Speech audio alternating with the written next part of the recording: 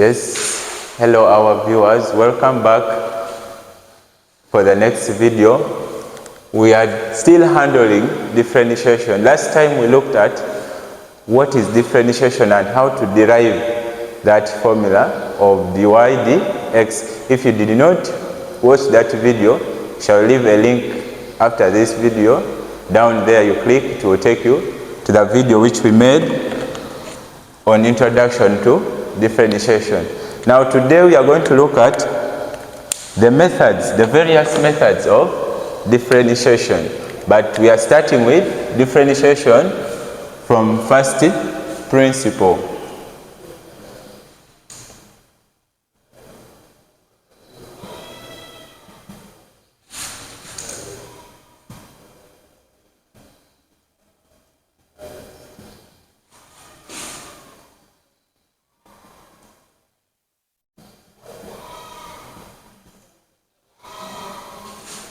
We are looking at differentiation from the first principle. For instance, if we have a function given y is equals to x squared, how do we differentiate this function given to us y is equals to x squared from first principle?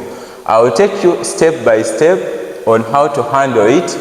We shall see solution here. We shall have our y is given by x plus is given by x squared. That is our function. Our function is given by x squared. Now we call this equation 1. Then we add small increment on both sides.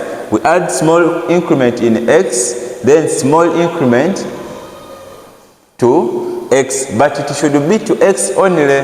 So here our next step will be y plus small increment in y is equals to x plus small increment in x, but this x was squared, so we put that square there.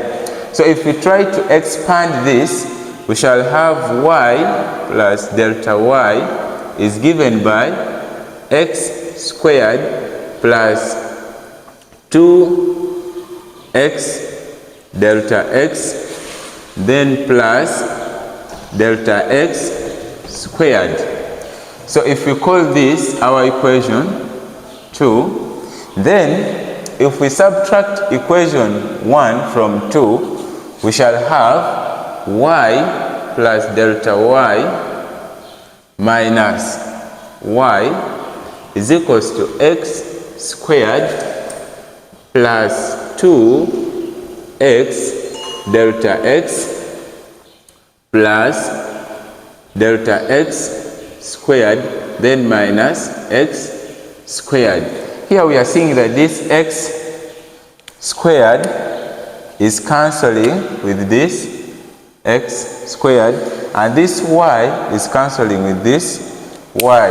So it means our equation here will now be delta y is equals to 2x delta x plus delta x squared.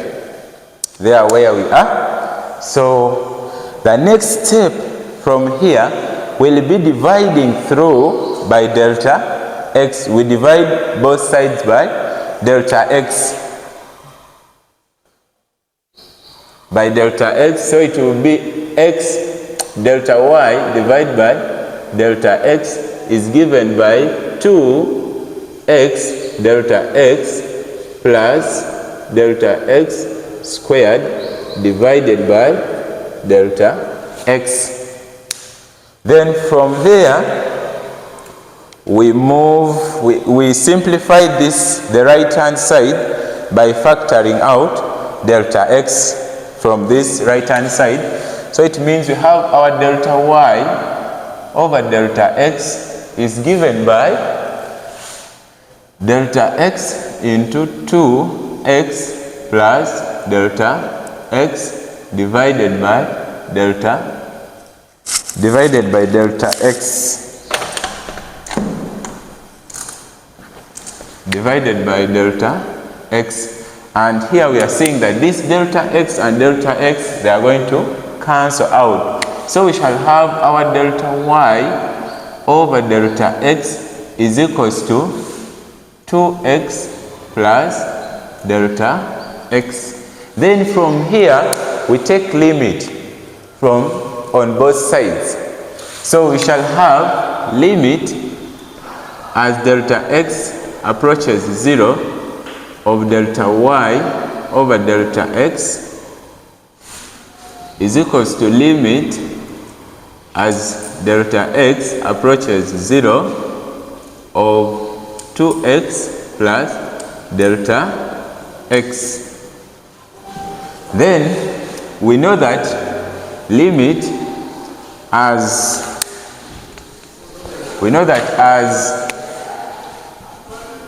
delta x approaches 0,